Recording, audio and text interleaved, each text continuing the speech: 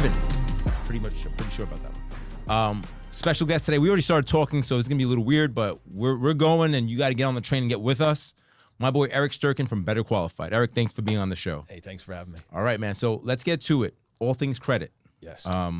What are some myths? Well, first of all, how'd you get into credit repair? That's a good one, right? Yeah. How did this guy? How does this start? So as we were just talking about, I've been self-employed my whole life. Right. In the middle of this last 18 years of doing this, and semi-pro football player for just people who didn't know that. That was I off still the have camera. a state record in New York for the pentathlon. Pentathlon. I don't even know what that is. High school. I don't even know what that is, but okay. 5 events. We'll talk about later. Okay. Anyway, back to Better Qualified. We know each other a long time. Where would you start? Oh, how did we get into it? How do you start? I mean, so look, I remember. It was out of need. Okay. So my wife had transferred a car payment to a different bank account. Okay. Didn't transfer, came out of an account that had no money. Right. Ended up getting 30-day late. Right. Oh my God. I said, 30-day late, honey. I didn't even know about credit. Right. Called like, up. What does this mean? I had a friend that worked at a car dealership. He had a guy. Mm-hmm. That guy said, for $2,000, I can get it removed. And I said, okay, is there a guarantee? No. Is there a contract? No. And he only took cash.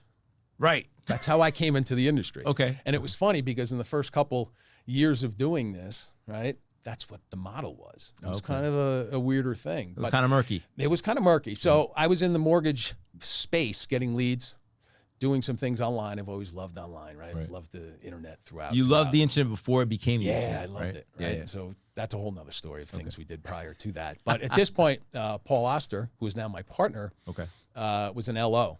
And he was in the town of Red Bank doing his, out LO there, thing. doing his thing, knocking on some doors. And he came across a credit repair company. And it just happened at the time where I was listening to this guy tell me it was 2,000. I didn't end up doing it with the guy that wanted cash. Right. He had a guy.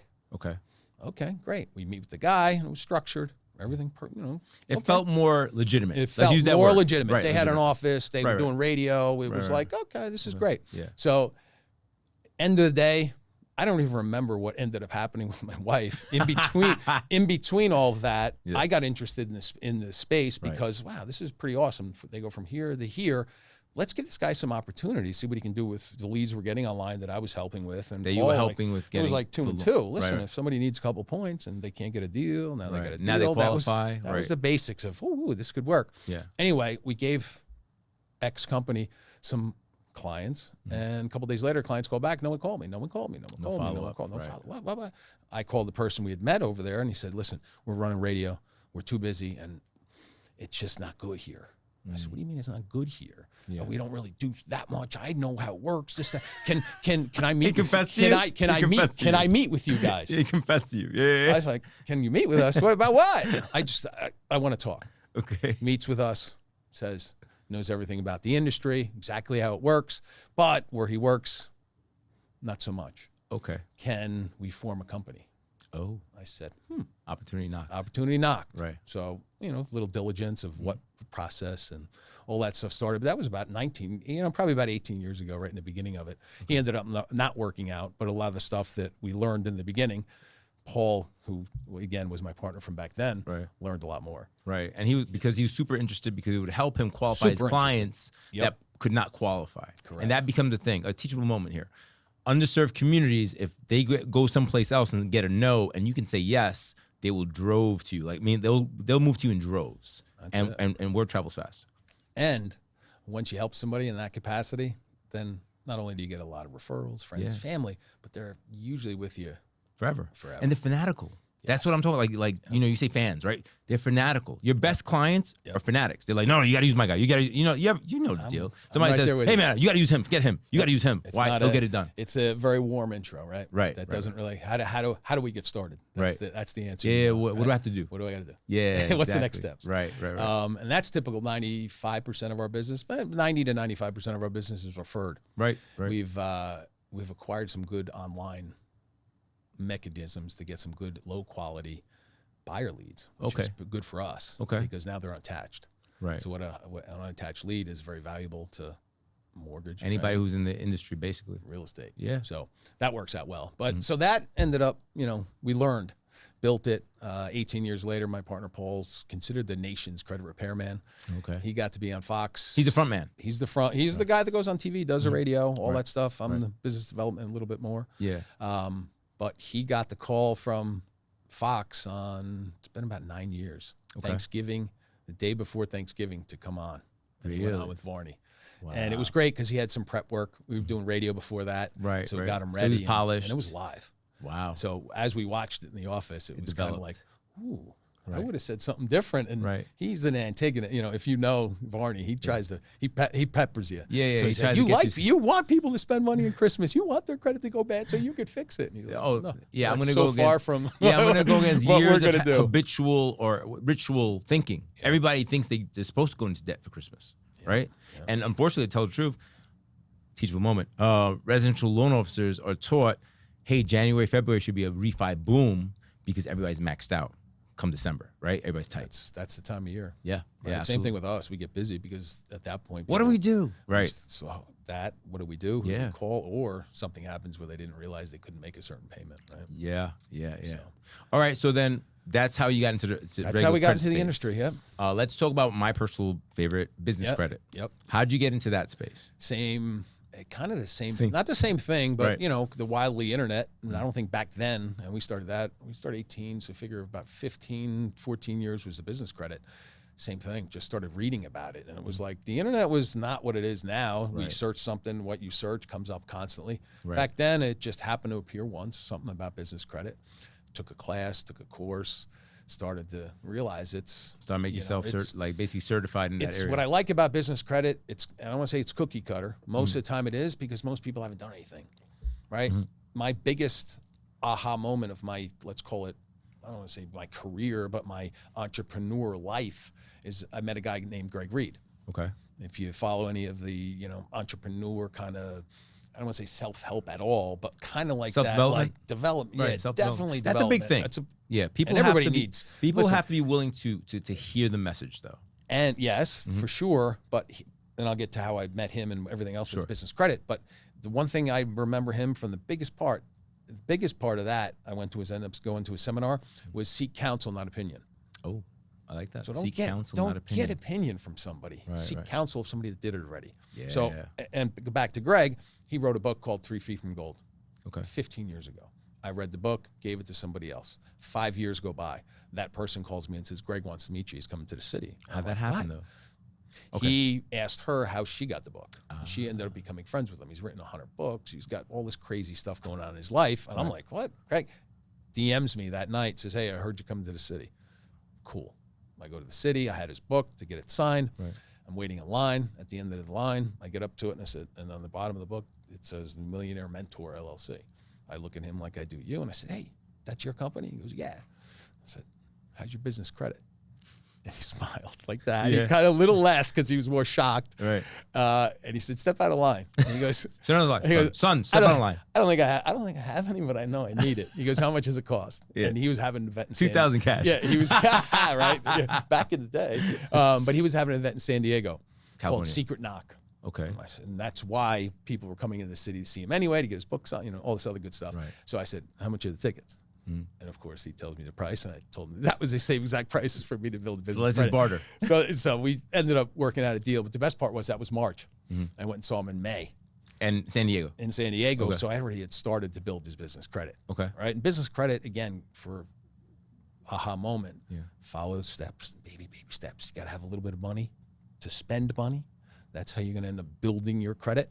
There's many things you have to do prior to that. So we can go into all of this stuff. Okay. But anyway, at the end of the day, I went to his event. I had already done some things, got called out in front of 300 people, all of which were like-minded entrepreneur, business builders, then vertical climbers, right? People that want to climb. All great people. Right. To seeing, the founder of Uggs talk, to see the price line, to meet these people, because now I was Greg's guy. Yeah. Right? So you had access to that circle. It was awesome. So after that, but that's 9 years later. Right. When I started, I would say that's when we started it, but that was my biggest success story. And all I say is just have arrows. Right. And you're clever. A business credit one for anybody in our industry is a huge tool, because why? Most people are self-employed that are in the real estate space, right? Why aren't they using what they could create themselves by following little steps? And my company or me, I like to barter with everything. Yeah. That's where I did. We probably did when we first built your business credit. I remember meeting you. I want to go back to maybe 607. That far back? You Yeah, coming probably. in, you 05, coming in, that far you doing back. presentations at mortgage companies. Yep. That's what you were doing. Yep, still. That's how I met you. Yeah, yeah.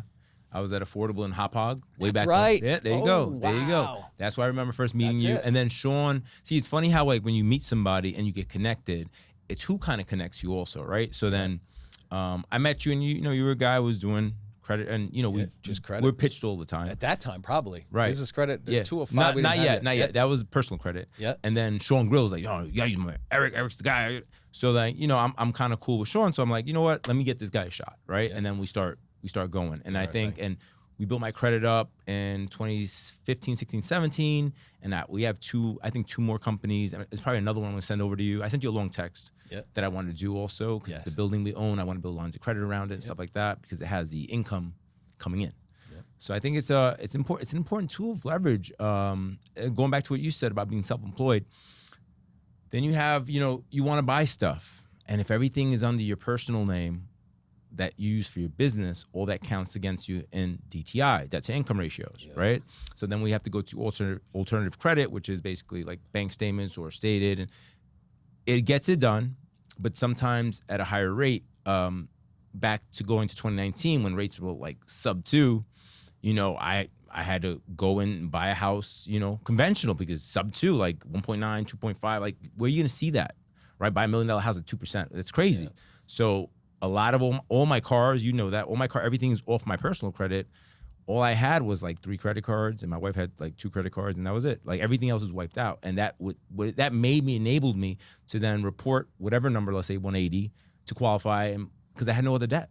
Yeah. And it's that simple. If you know how to put the pieces of the puzzle together, and that's key too. Yeah, putting it together.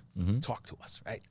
But you got your show. The people can find you. They can find me. That's easy. We all like to help. That's why we've been in this space for so and doing long. Well for so long. Yeah. But I look at everything like a sport. Okay. What's a sport of life? I like to win, right? Right. So if you're out there and you're listening or paying attention, don't feel like, I can't reach out. No, you can reach out all the time, right? On the business side, though, the reason you talk about the debt, if it's on your personal, what happens when you max out?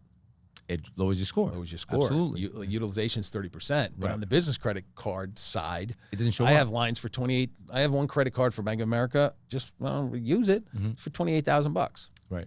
If I max that card out, does my personal score get nothing? Nothing happens. So that right off, that I don't want to say peace of mind, but I have other cards that I use once in a while. They have different points. Right. I have a travel card that's tied to me personally, just because doesn't like to travel in the end, right? Yeah. Bang. Yeah. 10,000. If you use $3,000 in the first 90 days, you get 30,000 points. So you're like, hell yeah. Why not? Yeah, absolutely. I'll buy an e-bike. You're gonna spend money no matter what. Yeah. Right, so it becomes a thing. So I heard this the other day, and I totally agree with it. Like, you basically vote with your dollar, right? What you spend money on, you believe in, right? So, not to alienate people on the show, but $3,000 is not hard to spend. Yep. $400 a month on gas. I'm just off the top of my head. Like, if you do the math, it's very easy to spend. You go to dinner twice a week? Oh, forget it. Yeah. There's $3,000. In New York, for sure. Absolutely. Or if you go on vacation, vacation is, vacations cost like $10,000. We all know you're going to spend it. Just decide where you're going to spend it. Right, and how you spend it. And how and where. Right. If you know you're doing something in some sort of line of credit or something you need to do with your credit score, what are you going to do? Don't use your personal one. Or use your business credit. Right? It amazes me still within this space of mortgage and real estate and credit, some people still ask the same questions of, should I cancel this? Should I close this card? And or should I use this card to help? Listen, what are you planning to do? What are you trying to do? You know what's scary to me? Having so many people and I'm gonna throw the air quote out there, professionals, right? No offense to anybody in particular, but I see it, so I have to talk about it. And they really have no true experience in it. And they're out here trying to guide others when they haven't done it. And that becomes a problem to me. Like, I don't want to say I'm not trying to right the wrong. I'm just saying, like, going back to what you're saying, like, don't ask for an opinion, look for counsel, right? Because people, if they haven't done it, how are they going to teach you? That was the first line I wrote down at that event. Yeah. And I said, wow, this is going to be great. It was 3 days, but we've become very good friends after that. Right. So if he gets an idea and I get an idea, if you're watching and you have an idea, it takes not very long to figure out if the idea is pretty good. Right. And then what did you do next? Well, if it's decent, let's get a website. Did you build a website? Yeah. Do you have an email besides Gmail or Plan AOL? action, plan action. Do you have your domain name? Okay, now you incorporate. Right. You got to do all these things. You got to, especially if it's a good idea. But how do you know it's a good idea? Yeah, by trying. By trying. The market will tell you. Asking somebody that's done it. Right. And the market will tell you at the end if it's a good idea, because the market is not forgiving. The market will tell you, yo, great idea, but your delivery sucks. Or going back to you with your first experience with the credit guy, like, I sent you all these clients, nobody's calling back. Oh, we're overwhelmed. Yeah. Well, that's gonna get out quick, right? Oh, no, these guys, they send us them, but nobody calls us. This is not work. Right. Everything's follow up, follow through, customer experience, speed too. Nobody has any patience anymore. Absolutely, especially with Amazon Prime. I have a quote that I say SOP. Everybody says, "What's SOP?" Well, standard operating procedure. What's your SOP in business? No. It's seem on point. And what does that mean? Just seem like you're on point. You don't have to be on point all the time. Right. Just respond. Yeah, quick. Hey, what's up with this? What's up with that? I'm on it. Yeah. As long as you respond on it, get the response. Find out what it is. Yeah. So how many employees do you have at the credit repair place now? We have about 10. Okay. 11, somewhere between 10 and, I should say, because I know on Slack we have 20. So, really? But it's, full timers, probably about 10-ish. Okay. Right, in that capacity. Somewhere in there. And prior to COVID, we had a lot more. And what happened with COVID? They just COVID, well, everybody started being able to work remote. Right. And process side, we did a few things on softwares. Right, to make it easier. And now make it much easier. And we looked at a lot of different, I don't want to say procedures we had, but we eliminated some things that we were doing with software. I don't want to say AI yet, but, in that you're trending. We kind of had that.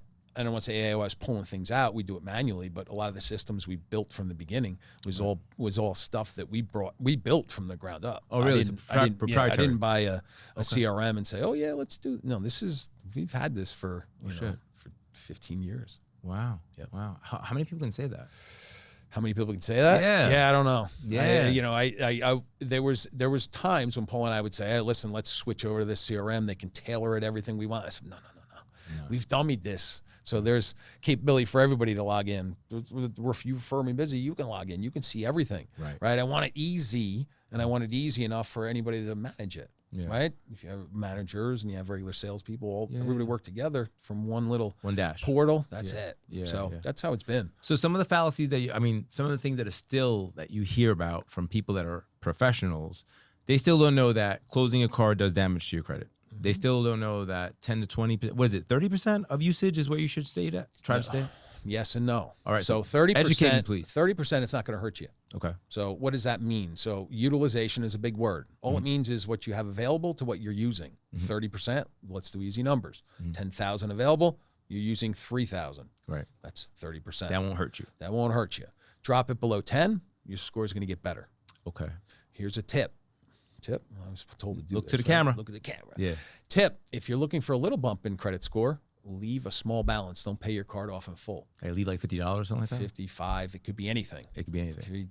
10. Whatever the number is, something. Because that shows that you can manage your debt. Is that silly? But it works. That's the reason behind it. And what's a worse hit is installment credit. Yep. Being late. So two types of credit. You have revolving debt. You have installment loans. Right? Installment means same payment. Mortgages, cars, planes, boats, all that stuff that's a fixed payment. Right.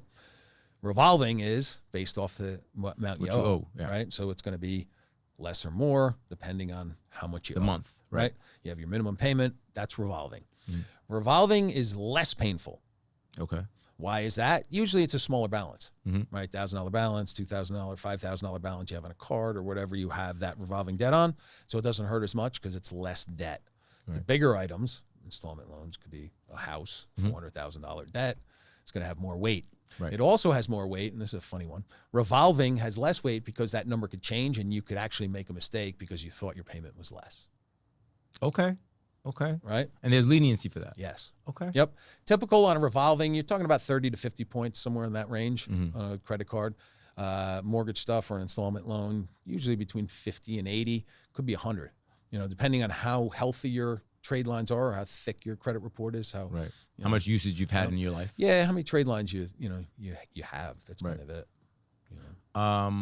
Having accounts that are being paid monthly, minimum payments, let's say, is that a way of building credit for, let's say, somebody who's kind of new to it? Like, Like there's that guy or girl comes from another country, gets new credit, has 800 FICO, but has like a card with $600. Yep. That's called density of credit, right? Yep. They don't have it. They don't got it. So let's demystify some other things. Yep. There's a lot of guys talking about adding trade lines, having somebody add a trade line to you. Does that work for a client? They used to, I think. Potentially could work, but it potentially also get you in trouble. Right, because some banks also admit it now. Yeah. A lot of people, like, they got hip to the game. Yep. Yeah, I remember that. Yeah. So we don't play with them. I just stay away from it. Right. Depending on your time frame of which you got to do stuff. Typically getting a secured credit card, right? You're going to do that off the bat. Right. That's going to report as a regular credit card. There's plenty out there. They're on, Which is the easiest one to get? What's the one we just Premier? I think I got to look on the site, but Premier I think is one of them that's pretty easy. Okay. Wells Fargo used to have. Again, you mentioned something about Wells Fargo. So Wells Fargo. Little announcement, everybody. Wells Fargo is getting out the mortgage business. So this is going to send repercussions throughout the mortgage industry. What they are, I don't know yet, but I heard that yesterday, and I was like, oh shit, they're like the second largest servicer behind Chase. So what happens to people that don't know is that Wells Fargo buys loans from these little banks or other banks. Now these smaller banks, let's say the super brokers, that's what we'll call them. Super brokers are banks that say they're banks, but they're really not, because they're selling their servicing at the table or 30 days to Wells Fargo. They don't know how it's going to affect them yet, because the way the super broker works is that they have conduits where they can sell to. Now we took one of the major conduits away, so now they have less options. So what I think is going to happen too, if we have less people buying these notes, interest rates might go up again on the secondary market, which will force the consumer to now face the penalties. So that's my prediction. I could be wrong, but I just wanted to say what I heard, just seeing it, calling it as I see it. And he brought up Wells Fargo. I brought up Wells Fargo. Fuck and I was only going to say, because of their secured credit card, they used to have a pretty good one. They don't have one anymore? I don't know. As of yesterday, I don't know what the fuck they got. Yeah. But, secured card, again, you're going to deposit money in an account, and then you're going to use that to your limit. So you put $300 in. Usually it's between 2 and 3 is the minimum. Okay. You use it like a regular credit card, pay it off. And you're securing yourself. That's it. Right. You have some installment loans you can get online. Self is a pretty good one, where you're going to do the same thing. Deposit money in, use it, make your payment towards it. At the end of the day, you get your money back. Okay. Also an authorized user. What does that mean? You, of course, know. Somebody that you know or a friend will actually put you onto their credit. Right. As an authorized user, you don't have to give them a credit card to say use the credit card. You can just give them the access for you got to put credit, them on. You call your credit card company. That again, if you're going to do they have to qualify though, right? They can't have a. No, you can add them. They don't. Yes. They don't check their credit. They don't do anything. Oh, yeah. See, so that you definitely get a couple points. We're not talking 100 points, but you're going to get some help, and you get some super density really quickly if it's been around for a long time. That's it. Right now, and if you guys don't understand what we're talking about, Google this shit, because density of credit is a thing, and I don't have time to break that down. That's it. But here's another tip. So, talking about authorized user, there's also something called a cosigner, right? Okay. Regular cosigner. Cosigner, car loans. People know what a cosigner is, right? Little tip 2. If you're going to cosign for somebody in the family, somebody that's a very good friend, and you're a lot of mothers do that for their boys and girls, right? And this is how there's stories upon stories of this. How I've met people because they co-signed for somebody with a car, and it went shit. Right? Somebody was going for an investment property. They called, and a very famous person, won't go there, but we've done tons of those. Between MBA. Well, stay right there. Hold on, teachable moment. So, guys, my DSCR loans, hard money loans, and bridge loans don't report on credit because they close in an LLC, so they don't show up on your credit report. You're welcome. Thanks, Erik. That's a nice one. Give them a call. There's properties out there. Yeah. But if you're going to co-sign for somebody, again, back to that. Now I'm confused, but I'm good. So we're going to edit that right there. But back to the co-signer. If you're going to co-sign for somebody, you become the one that makes the payment. Oh, okay. Collect the money from the person that you co-sign for until the deal's done. So what's the difference if you co-sign as like and you're the expert in this. There's a cosigner where you just co-sign to lend your name for the credit qualification, and there's a cosigner where you're like an owner. I've had this happen with a client whose mother signed for the son's car. Yeah. I think he was the secondary, she was the primary. Okay. So therefore I could not omit it, even though he was making the payments. Yep. And I had another car that I could omit because she wasn't the primary, she was the secondary. Have you heard of that? No. Yeah, that just happened recently. Yeah. Hey, listen, what's kind of cool, and on the personal side too, but even on the business credit side, there's more fluidity, right? They change stuff up, just like in the mortgage world. Right. They got to add in, especially when times get tougher. Right. Right. They're going to start to get creative. What's your prediction right now with credit standards, with the way that things are going? I know interest rates are going up. I know. I believe that inflation is here because they're just trying to pull some money out the system. Right, I believe that because they put so much money into the system, it almost made the dollar like meaningless. And now people have adapted to this thinking of pursuing their passions and having that free stimulus money or the double unemployment. And now the cold hard reality is starting to hit everybody. Like everybody's like, oh, I can't afford anything. I can't do this. I have to get 2 jobs. To me, it's a knee-jerk reaction to what happened during COVID, where everybody was just not having to work and money was just everywhere. So what do you think about that? If you've shopped lately, and I don't really shop. I mean, my wife does most. Knock on wood, I got a great wife that does most of the stuff in the house. But I went to the grocery store the other day, and oh my goodness, I was like, what? Milk is $5. Bag of pretzels is $5. They used to be $2.50. So it feels like everything. Then I went to other things. I looked around at chips because I'm a junk food guy sometimes. Right? I like especially in the summertime. Yeah. But everything's doubled. Right. So what do you do about your income towards that? How do you do? double your So income? I don't, again, I think what's going to happen because of this, let's call it online world. Okay. Right. You can have side hustles. You see it all the time. If you don't pay, if you're on just scrolling and looking for funny things, then hey, go do that. Laugh. But if at that point, you're a consumer. Yeah. My wife sometimes will say, hey, what are you watching? Most of the time I'm looking, it's for either people I know to say what's up, or it's hunting for new business, or it's seeing what's available to actually get to pick up something, right? I can also do that. Right. Why not? Right. Something I'm passionate about. Laugh about it. It's the e-bike stuff. Same thing, right? Absolutely. I love my e-bikes. Why? Because it makes people smile. Every single person that's ever ridden one that I've ever had come to the shore, I say, get on it, and you look at me and say, nah, I haven't ridden a bike in 20 years. I don't say, oh, that's cool. No, I don't let you in my house unless you get on the bike. Once you get on the bike, you come back and go, I love this shit. I want it. Where you get it, right? And it's funny that most of my biggest critics in the e-bike world, my brother, my college roommate Doug, who were big bikers, both of them. And I've had mine for 4 years, right? So for the first year, you're cheating. Right. Both of them have multiple e-bikes now. Oh, now they love it. My buddy Doug just got another one. They've adopted.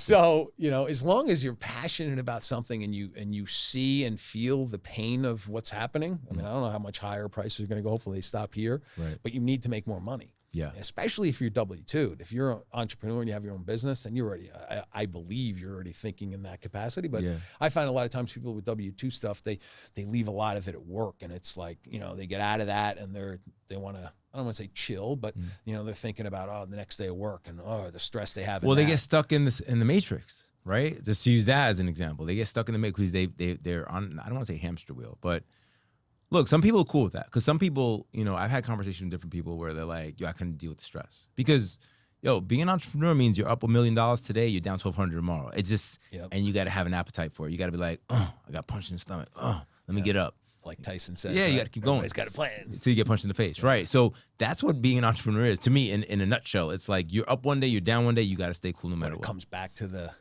seek counsel, not opinion, right? Because anybody that's an entrepreneur, at least in their mind. Right, hopefully they got some friends, or hopefully they're watching enough stuff, right? Paying attention to it. Ask the question. Yeah. How do I not end up like this? Yeah, right? Absolutely. Especially if you are W-2 too, if it's up to you, if you're doing well and you're making enough, and that's what you choose to do. But if you can't afford all the stuff that's going on, and inflation, call it right, food and everything else we have, there's opportunity out there. But when if you're looking for it, if you're looking for it, but do it right. Right. Test it, do your things with online stuff. I think people are just not patient at this point. I think people just want a pill or a quick fix to everything. I don't think people enjoy the journey. Not saying that, and I'm just using these words as metaphorically, not when you're in pain, whether it's growing pain or, maybe you're plateaued or maybe you hit a dead end, you got to pivot, you got to left, right, you got to keep going.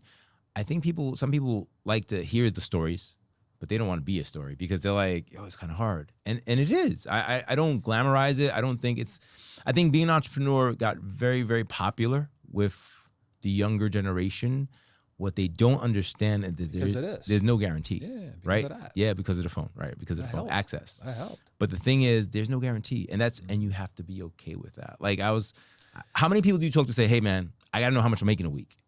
The truth of the matter, as an entrepreneur, you don't know what you're making. You wake up zero. Yep. You wake up zero. You do what you do. You kill what you eat.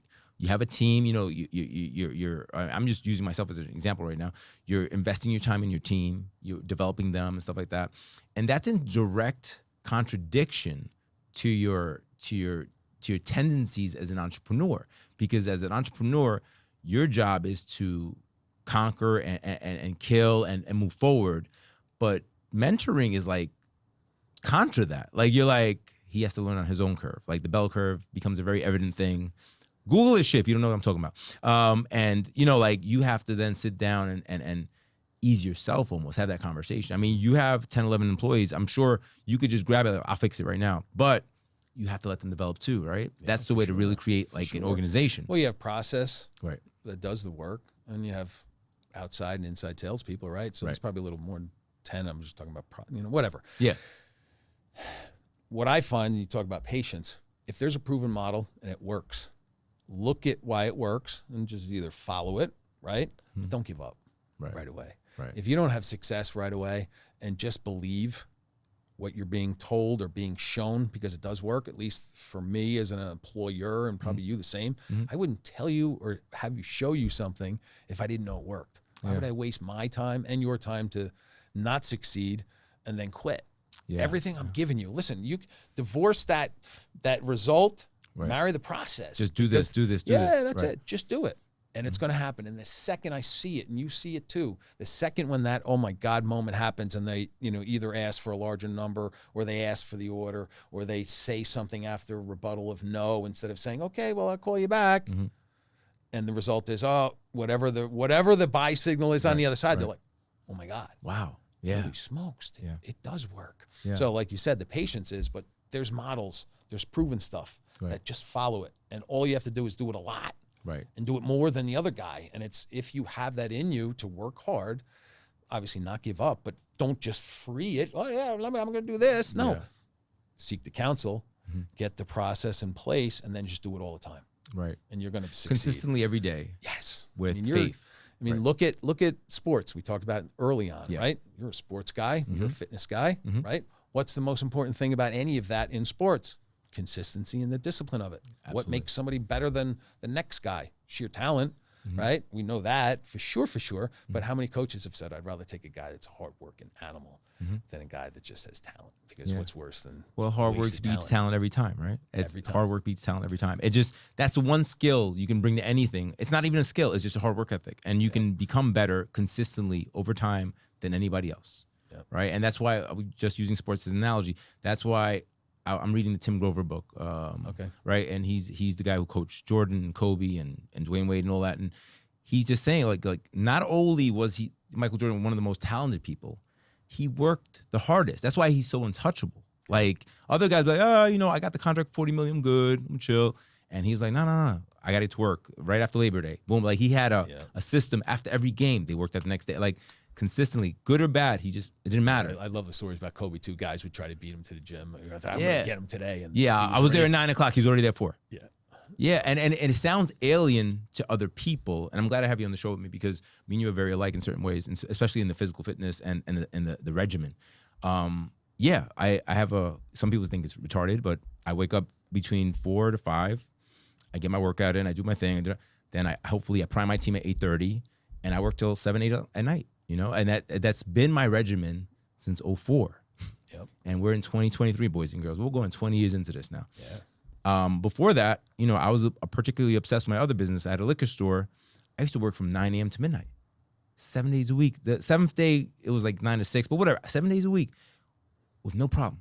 Like y'all people, I'm so tired. Nah, it's my business. Yeah. I have to succeed. And I'll say the reason you were able to do that is because your morning routine. Yeah. I might do the exact, I get up at 4:40 every day without stopwatch or the with an alarm clock just goes off, but it's usually in my hand because I'm already up. Right. Right. It's just there to make me go, oh shit, time to get up. Yeah. It's always something physical. It's right. It's always something physical in the morning. Right. For all those that are listening, there's a discipline to it. You can watch video, you can meditate, you can do all that stuff in the morning, because I've seen thousands of different videos from very successful people, and 90% of them do that morning routine stuff. Right. Whether they meditate, they're grateful, they do 3 grateful, all this whatever good stuff. the ritual is. Whatever that is, Yeah. it's got to be followed up with something physical. Right. Even if it's a walk. Release the endorphins. You have to. Get your body moving, your blood moving, your brain starts moving. And you know what I just started doing? Some cold stuff. Oh, the cold plunges? You played around with any of the cold plunges? Well, cold shower. You heard Darren back there. Yeah. You're cold in it. So I run Tuesdays, Thursdays, or Tuesdays and Saturday is my 4 mile. So I run 4. Okay. Then I spin, I do hit class, all that good stuff. So 7 days a week I'm doing something. Right. Tuesdays I run my 4, and through the winter, not now because it's warmer, I jump into the cold.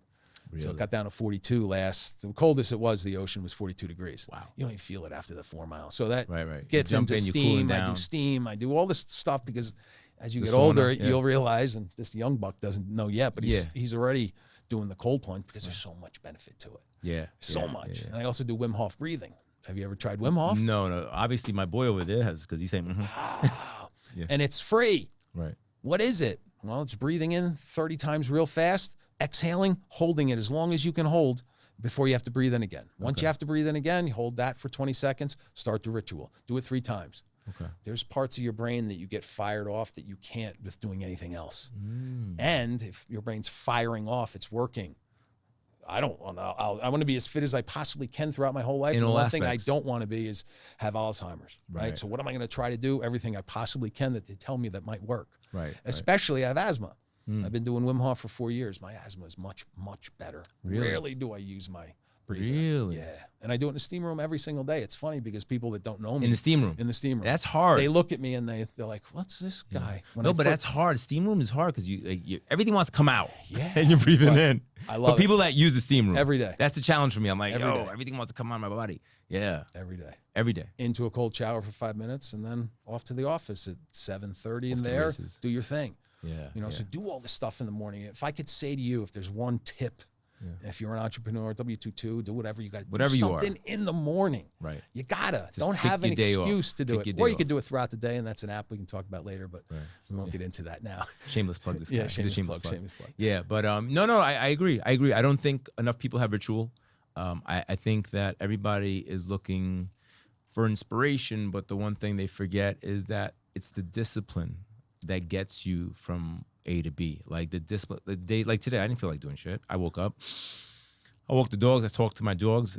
I look like a crazy person in my neighborhood, but I talk to them. I'm like, yo, I got to get up, right? And they're like, yeah, looking at me. I'm like, all right, let's go. And then, you just kind of like trick yourself into getting into the gear. Other days you jump out of bed and you're ready, but not every day is the same, right? And people have to understand because they feel that. That's why I do a class Monday, Wednesday, Friday, 6 o'clock. I know that already. So you're obligated I'm to be there. You got to sign up before. It's it's a commitment to it. 32 people in it, and it's busy. So if you miss by signing up, gives you a week. You might not get the class. So I do that, and then I just stay on the same time frame of running, spinning on Thursday. Do hot yoga. Have you ever tried hot yoga? I have. You done? You laughed over there. I didn't hear him laugh this time. Hot yoga is something amazing. Yeah, I've done. Just again, younger folk. Yeah, you have to get used to that too. I don't think they need it as much as we do, but I tell you what, stretching is critical. Key. Stretching is key. I love it. Absolutely. So I've been doing that for 4 times. Yeah. And then we go to the beach, but we're getting way off topic. But that's good. No, because what people have to understand it's not everything bleeds into everything else, right? So he's so successful. How does he do it? Well, he wakes up early. He does this. He takes care of his body, his mental. He's eating a certain way, so he looks a certain way, and he's able to go at a very high, let's say a high frequency during the day to lead his team or lead himself or do whatever he's doing, but at a high output level, high energy level. Some people, they walk through shit and they expect the same results. There's no way get from A to B. If I'm sprinting and you're walking, I'm going to beat you.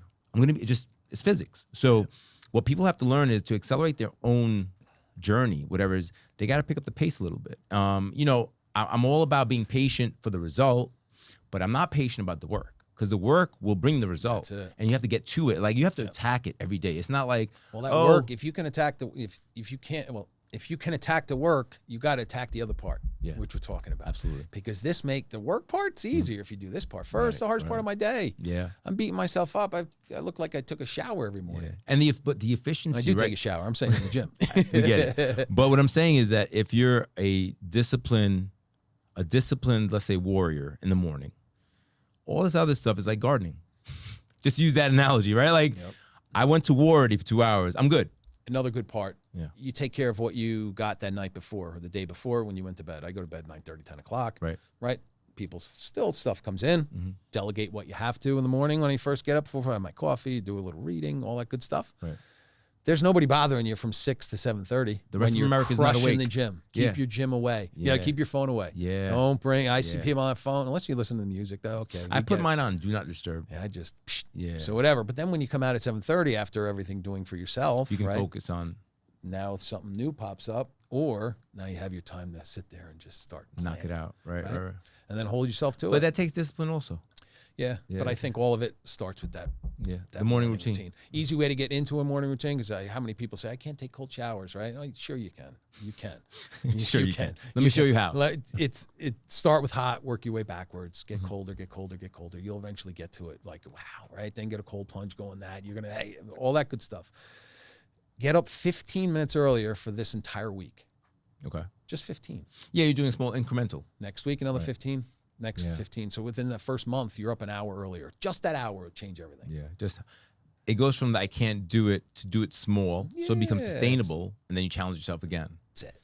But again, you have to have the desire to do it. Well, if you're watching these videos, you have the desire, I am assuming, to do something. Be better. Right. Absolutely. Why are we doing this? To make it better for you. For whatever. Well, the reason I'm doing these videos or this YouTube series is obviously to give insight into different lifestyles and to give insight into different professionals, but also to give insight into there is a common denominator if you watch. If you watch, there's a lot of common denominators among all my guests. Yep. And that's what I'm trying to let people know because look, it's not a fucking mistake. Yep. Right? It's not luck. Yep. There's something to it. They all have something kind of in common. What that is will be identified differently by everybody because, they have to see a fragment of themselves in somebody to believe that they can. Yep. Going back to representation and shit like that, like seeing videos of people like, I see Ryan Stuerken, he's a nice guy. I don't connect. Like, we're totally different, right? But a kid like who comes from the Bronx like me. He works hard. He worked hard. Oh, no, absolutely. He works hard, right. Yeah. But he was in a different circle. Like, his story is unique to him. My story is unique to me. Your story is unique to you. But people watching can take a little bit from you, a little bit from me, a little bit from him, and kind of quasi make it their own story. Because, everybody has different strengths and weaknesses, and they have to be able to identify them. The problem is if you don't have enough representation on these phones or any other video object that people are watching, consuming on, they'll never think it could be them. To me, that was always the biggest thing. Like, I was like, there's no Spanish well-spoken guy on TV. And if anything, they're kind of clowning him with the whole, unconscious bias shit in the background. And I was like, nah, I'm going to control my own platform. I'm going to do this, and I'm going to show people like, yo, we're well-spoken too. We went to college too. Yeah, we own companies too. I went to the Nets game one time. He's unconscious bias in a, not a bad way, but a way. I'm walking to my seats with my boy, and the guy's like, yo, are you a fighter? And I was like, no, I'm just a business guy. But for me to sit on the floor, I have to be a boxer or a MMA guy or nah, man, we do other shit too. You could be a UFC guy. Yo, nobody likes getting punched in the face. I know I don't. I have somebody choke me out. No, I tried boxing, but only punching only a bag. Right? Yeah, for fun. That was fun. Yeah, that was a lot of fun. When you get punched in your face a couple times, your nose breaks. It's a little different. Yeah, I have a nephew who's a professional boxer, and he's like, yo, everybody can talk about it. Unless you get in the ring and you're going toe to toe with somebody your height, your weight. And you're trying to hurt each other, you cannot understand it. And it's true. Yeah. Did you watch the fight this weekend? Yeah. My man was talking a lot of hot shit. Yo, man, he looked totally... Did they stop it early?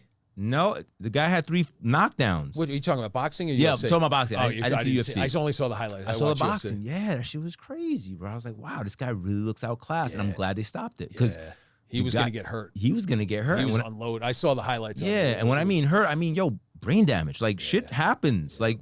People watching too much, right? Like, go do a little bit of it. Go do dabble a little bit so you can really respect somebody. Yeah. You talk shit, if I would have gotten in the ring, bro.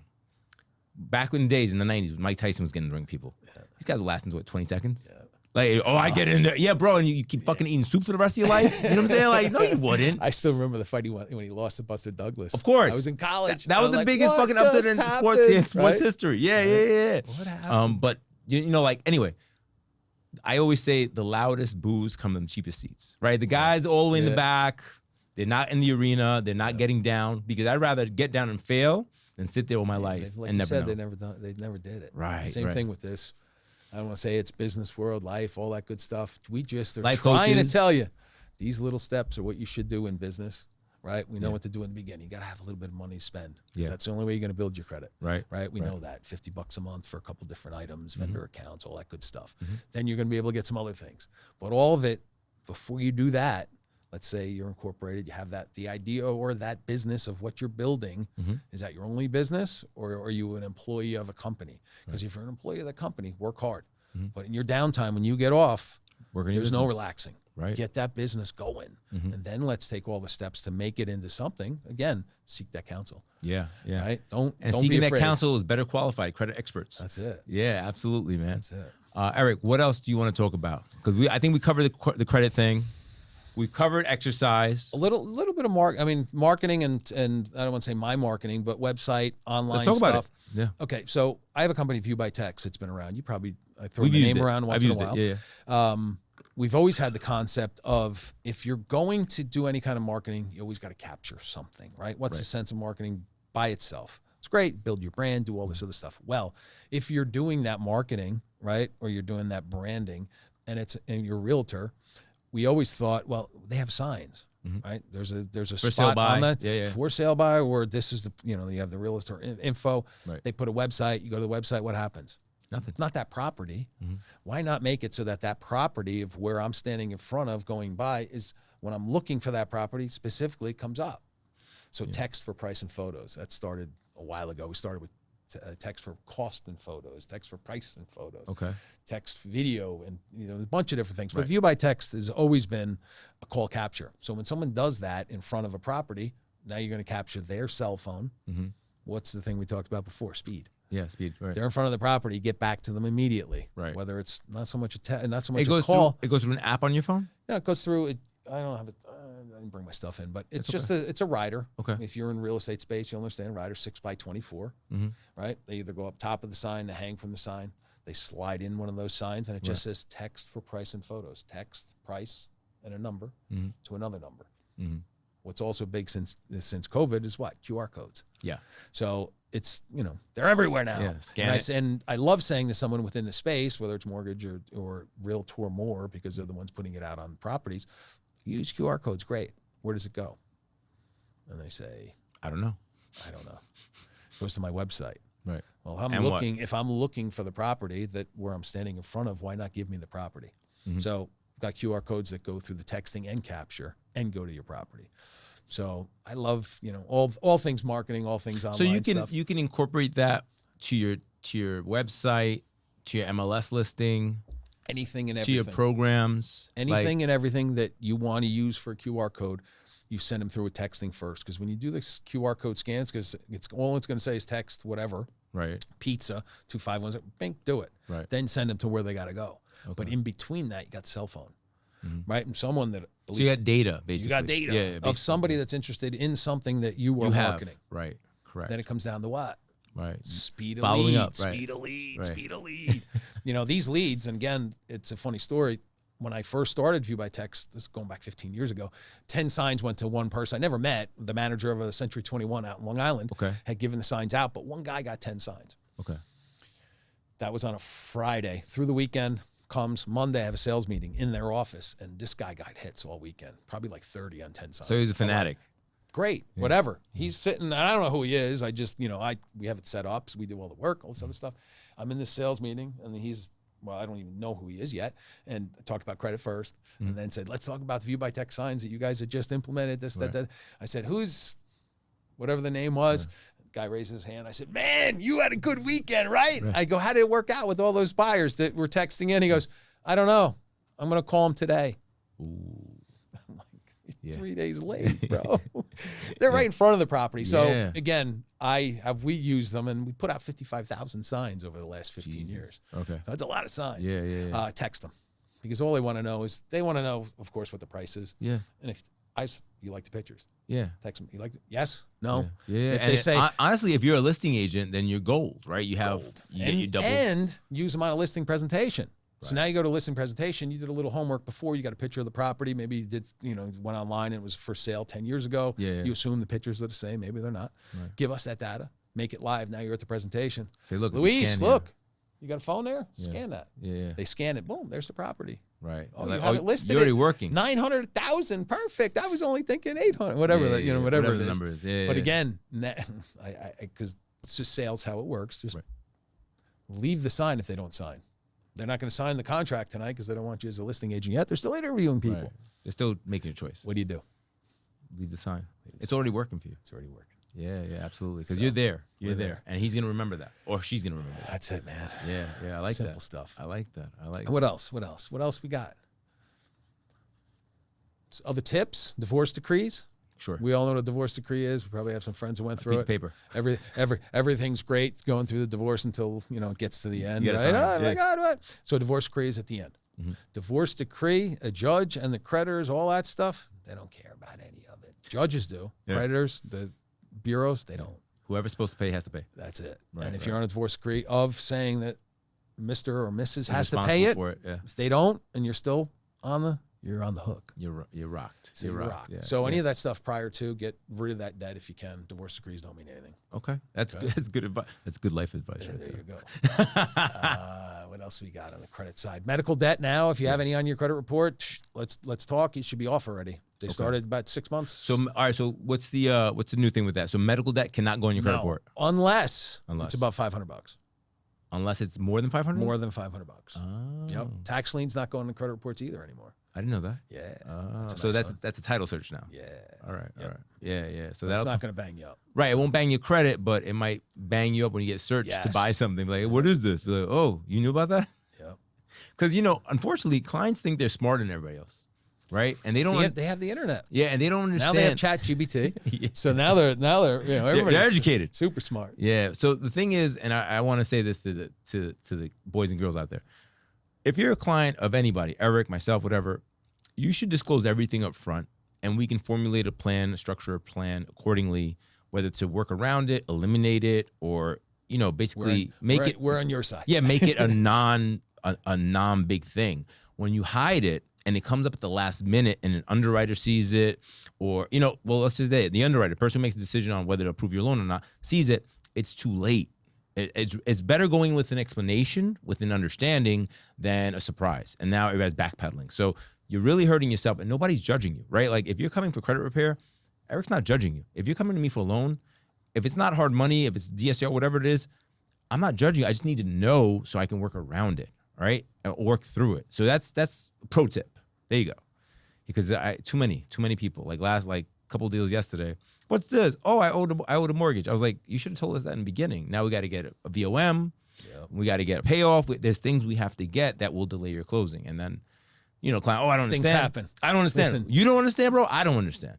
Time kills deals. There you go. There you go. Well said. Well said. So you have to monitor your credit. I mean, if you're not doing that already, when we started, nobody really knew what it was. Right. Thank God now more people are, because I used to stress that back in the day. You right. never know. And identity theft. They're like, no, I don't care. I don't need it. Yeah, you do. Identity theft is the fastest growing crime in America. So unless you're protecting, let's say protecting or monitoring, because what do you do? There's so much spam, bro. Unless you're locking your credit report. You're locking it. So you don't have any obligations to do anything in, right. let's say days. It used to take a lot longer, but now you get a PIN. So you can you can freeze your credit. Yeah. Simple, right? Get a PIN, you go to get your pulled, wherever the puller is, the CRA that pulls the credit. Yeah. You got to give them a PIN. Okay. Right? But if you're monitoring, if you're not monitoring back in the day, you weren't. Now you do that, you freeze. What else are you going to do? What else? That's it. That's it. Got to, especially if you're going to go into any kind of financial transaction. If you're not monitoring your credit, you're not serious. Yeah, you don't even know what your chances are, right? You're just throwing shit against the wall, for lack of a better word. In the monitoring, if you are monitoring, either way, you have bank accounts online, set the limits. And I don't mean limit for transaction, limit that you get an alert that transaction happened. Oh, okay. Right? Okay. I have Bank of America, I have a couple different ones. Mine are usually set anywhere from $250 to $500. Anything above that, I'm going to get notified. Okay. Right? Because once after that little initial $1, $2, they're going to go after something else. They go hard, yeah. So, and then, it gets more complicated as you grow, because you have, multiple corporations. You have money moving everywhere, and you got to be on top of it. Unless you have a account and manager. never. They say it to you in text.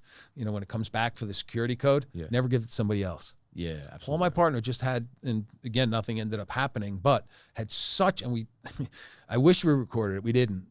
Had such a gimmick from somebody from impersonating as a Santander Bank guy that it was on super point. Yeah. He knew every trade line, he knew too much, or again, it got to the point and we, wow, how? Yeah. Right. Yeah. And then I got a call from fake Chase guy too. Yeah. My partner got his text and was like, here's the code. He was, he's about to give it him. Give it him. Not about to give, we were playing along, but it was amazing how that happened from his side. How much they spend on scamming, right? Right. It's unbelievable. Yeah. So, and it happened to my parents too. Same thing. My dad was online doing some things. And again, a Microsoft something popped up, called the technician, an 800 number. And so he just called. He called and got, somewhat through it and ended up not, giving the guy enough of what he did. But he called. I said, Dad, why would you not stop doing what you're doing? Call me first of all, right? Yeah. Just find out what's going on. I'm here to help you. You're, just breathe, everybody. Breathe. First breathe. Well, like you said, man, it's such a fast moving world right now with the internet, right? Yep. So things happen quickly and people, they're just kind of programmed, right? Just, hit the button. Yeah. And by the time they realize it, they fucked up. Yep. Yeah, absolutely. Patience. All right, Eric, listen, where can people find you if they need you? Easiest way, easiest way, betterqualified.com. Real basic, right from the, internet. What else? That's really where I am. Do you like people to hit you on social media or no? Yeah, you can hit me on social media. You can go to @BuyRating if it's Instagram. I know you're bigger on Instagram, right? I love the idea. I love it. @BuyRating or Better Qualified LLC are the two online that are easiest. All right. So listen, you guys have been educated. We've given you stories. We told you about fitness. Yeah, that arm looks good in this camera. Give a little. We're gonna do a little flex. That's how we're gonna do our thumbnail today. Guys, see you at the next one. Thanks again. Yeah.